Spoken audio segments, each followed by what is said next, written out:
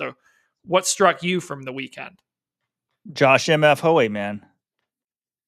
True story. I saw none of the races from Saturday. You didn't shell out the pay-per-view? $10? I think the meet was earlier than I thought, but no. And then Sunday, the meet was early. This West Coast stuff, the meet, I could tell the meet was going on somehow. I'm like, oh, wow, it's already on. It was like before lunch. And I'm like, I need to fire it up, make sure my YouTube TV's taping this thing. And what's on the line right when I fire up? But men's 800. It's like, oh, great. I can watch this 2 minutes. Well, it was 1 minute and 43 seconds, 24 hundredths. It was just super impressive, dude. I mean, it's the second fastest time ever. Kind of early on, I had read the recaps the day before. You guys were talking about Ferguson. What's his first name? Wes Ferguson. Yep. And his big kick. And I'm like, okay, maybe some of these guys can challenge Hoey. Brandon Miller's been running well. And I was a little surprised that they had separation on everybody else. And I'm like, well, Miller's staying close. Maybe he can kick by him. And then he sort of pulls away at the end. And then I see the time. I'm just like, OMG, like this guy is so good. Sure, we saw some signs at the end of last year that he was going to be a good runner, but no one expected this. Nobody. He's the best 800 meter in the world right now. Now, a lot of guys don't run indoors, but like, if he doesn't win World Indoors, I'm going to be shocked. I think his strategy is laid out before him. Just don't mess around. Get to the front, run away from everybody. They will not catch you. You're better than everybody else. Who could have said that a year ago, that Josh Hoey could just run away from anyone he wanted in the United States, including Bryce Hoppel? There's a thread here in Let's Run. Like, where was Bryce Hoppel? Hoppel said he was going to show up. Who knows if what the actual case was? But people are like, why would he show up? He was going to get smoked. And I'm famously, for my bold prediction, saying that Bryce Hoppel would break the world record. I mean, if I had said Josh Hoey would break the world record in the 800 this year, people would have laughed even more. But like, that's more likely than Hoppel breaking it. But no, Hoppel's thinking long term, guys. Don't worry. He'll start taking the bicarb. The record's still going to go to. You guys will be shocked. Hoppel sort of decided to get prepared for the outdoor season. That's what he's doing. I'm not writing off Bryce Hoppel in 2025. He ran 144.19 at Millrose. That would have been the American record had Josh Hoey not obliterated it twice in the last 3 weeks. Bryce Hoppel's fine, and I trust him to get in great shape again outdoors. He already knew he wasn't going to be running World Indoors this year, but Josh Hoey's clearly fitter than he is at the moment. And we were saying on the show from Staten Island, if you can run 143.2 indoors, you can run a hell of a lot faster outdoors. I crunched the numbers. Of the top 10 fastest indoor runners all time, 8 of the 10 have PBs that are faster outdoors than indoors. The only 2 that don't are Hoey and Elliot Giles. On average, the PBs outdoors are 1.2 seconds faster. So if you take 1.2 seconds from Josh Hoey's time in New York, that's a 142 flat. Now, 142 flat is not even enough to medal last year at the Olympics. There's a lot of good guys in the 800, so I think one of the reasons he's so far ahead of everyone else like right now is because the likes of Marco Arop, Emmanuel Wenyonyi, who was the other? Sajadi, the other Olympic medalist. None of them are running indoors. And also, well, then I do think Josh Hoey is the clear favorite at World Indoors, but I'm not just going to hand him the title because indoors things can get kind of fluky. Like this is his first major championship as a senior. And I think your strategy is correct. Like if I were him, I'd just go to the front and try to run away from everyone. But things can go crazy. There are bumps and, 3 rounds at World Indoors. So I wouldn't say I'd be shocked if he gets beaten, but I think he's definitely the man to beat. For sure. I say to go to the front, but also if I'm trying to beat him, I do everything I can to get in front of him. at the beginning, even if it means going too fast, just to throw him off. Like, what would he do there? And does he then try to go too fast and it tanks him? He's totally inexperienced at this level. So that's what I would do. Agreed. Try to throw him off. Since I'm a supporters club member, I can follow people and get alerted when they post. And so I was alerted that I'm going to do this for a few people. That Jay Rinaldi, that would be Justin Rinaldi.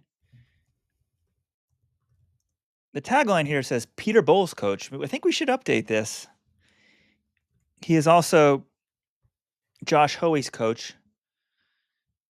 He posted in a thread titled, and I bet you no one saw this thread coming last year, should Jakob be worried about Hoey? And essentially the take is like, this guy is fast in a tactical 1500. Could he take down Jakob? And other people are saying that's crazy. Before I read the post, I want you guys to guess. Rinaldi says what he thinks Hoey could run 1500 meters in right now. Let's hear it, guys. What do you mean he guesses what he thinks he could run? We saw him run at 1500 at New Balance less than like 2-3 weeks ago. He ran 333. So I guess he could go faster, but I saw this guy in a rabbited 315 and that's what he ran. Outdoors, maybe? I didn't really even realize I forgot about that race. I would guess Justin said 331. He says 329 high. Rinaldi responded, I think Robert had posted earlier in this thread, Jake Whiteman had the fifth fastest 800 in the world the same year he won the 1500 World Championships in 2022. I'm pretty confident he can run 142 if he focused on it. Unless you were also accusing him of doping, Rojo. ! Because Rojo had said no one can be world-class at 800 and the 1500 at the same time.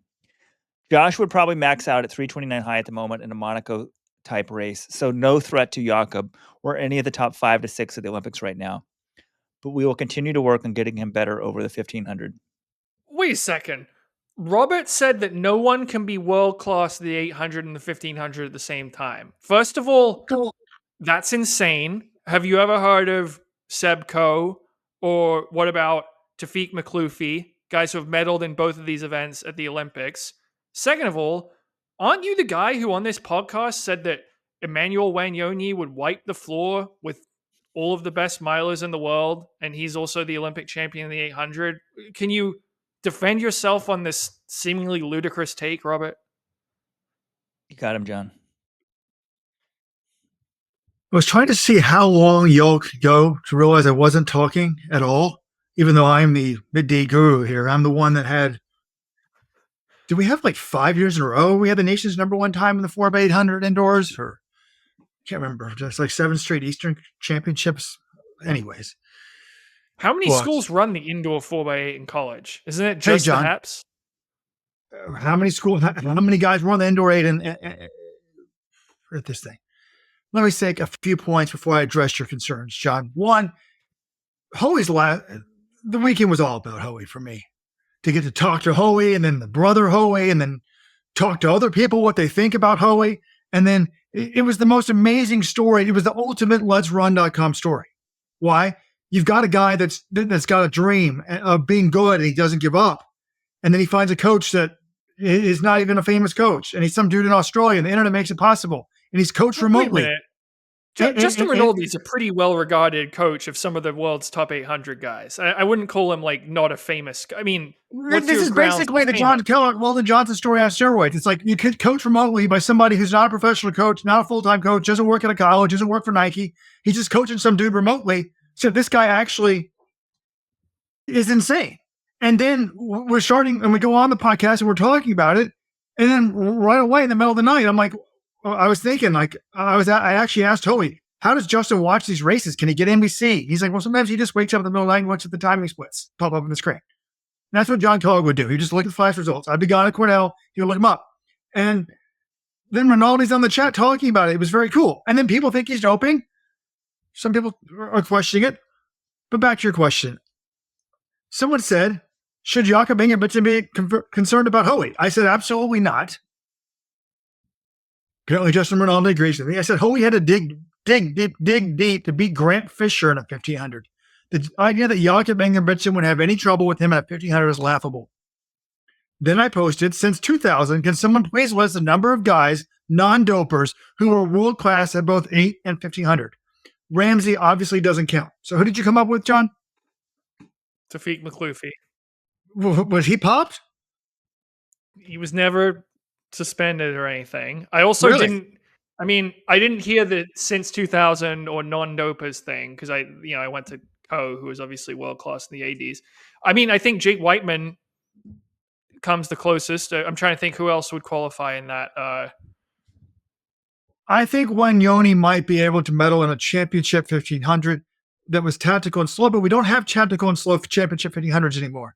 And you're I don't know. I feel like you guys are making my point, and so is Rinaldi. Like, if you're in 329 shape, you're not a threat to Jakob Ingebrigtsen. I agree with that point, actually, Robert. I think that is the answer. Is like, if someone's asking what could Josh Hoey do against Jakob in a tactical championship 1500, it's kind of a moot point because, like you said, those don't happen anymore. If Jakob is in a world championship final, it's probably going to be won and faster than 329 these days. And if Josh Hoey is 329 high, that's just not enough to win a world title in the 1500 in the year 2025. Now, I'd love to see what he could do in Grand Slam track because he has said he wants to run the 1500 a bit more. I think the 800 is certainly his best event. That would be fun. But in terms of championship stuff, I would focus on the 8 if I were him. And let's be honest, like 5th or 6th, that person's not contending. Like, well, look, when Jake Whiteman missed out on the 1500 trials and they said he's running 800 Olympics, nobody was excited to think, oh my God, he can medal in the 800. Like, we're thinking he's going to be a Hobbs Kessler in the 800 and not do anything. I mean, but that's the 2024 Jake Whiteman. The Whiteman of a couple of years ago, I mean, he was, I believe, the silver medalist at Euros in 2022 in the 800. And one of those, he had some good runs in the Diamond League as well in the 800. Like, last year, I wouldn't have had him as like a major contender because also the event got a lot better. So that's the other thing. I don't think Jake Whiteman's like a 141 guy, but he's had some pretty impressive runs in the 800 during his career. Yeah, 2022, he won the Brussels Diamond League, was third in the Diamond League final in the 800. And that was the same year that he won the world title in the 1500. So I would say he was one of the best in the world in both events that year. It's the classic let's run thing, though. Well, you do good in the 8 and let's move somebody up to the 1500. No, the 800 is his event. That's his best event to do major damage. It's a loaded event. So is the 1500. So good luck on that. And I do think that if we're going to do a word of caution here is, who was the second fastest indoor 800 meter runner in history before Josh Hoey? It was Elliot Jones. And he's done nothing at the world scene. Actually, in 2021, when he ran that time indoors, 143, what did he do outdoors? He didn't even make the final. He went out in the semis. And also, when Robert was discussing this, I'm not sure if you guys caught the phrase he used. He said it's like John Kellogg on steroids.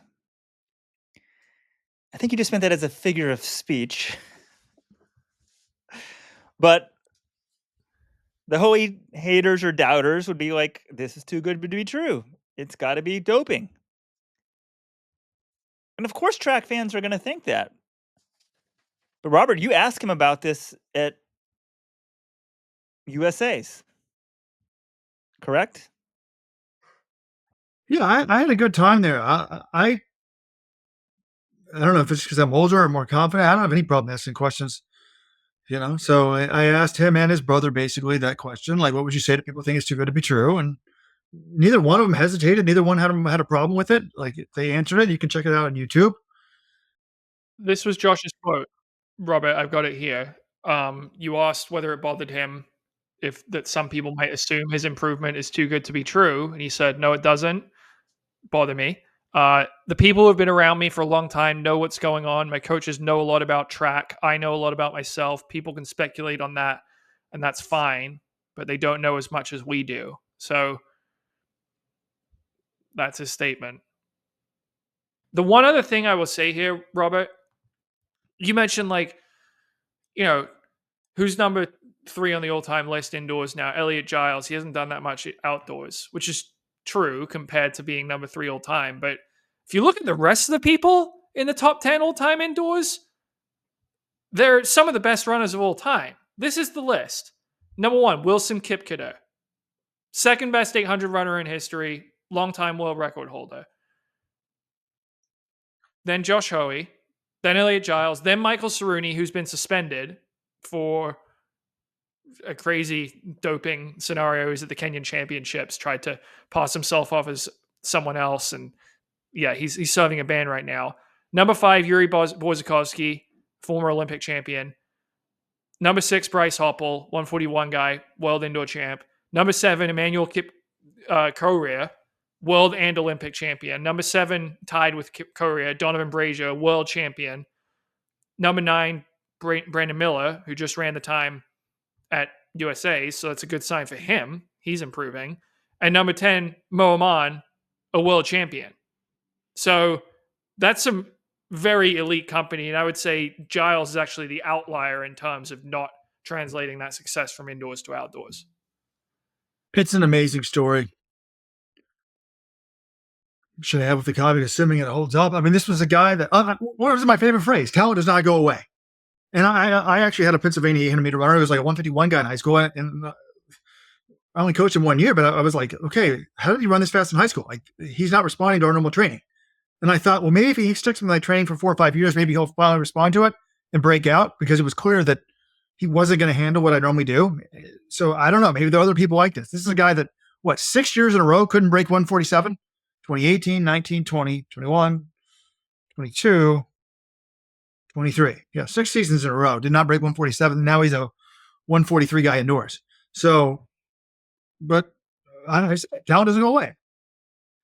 All right, enough talk of him. Let's talk about the rest of this. I mean, we broke this meet down in huge things, but I think the other big story was Nikki Hiltz was back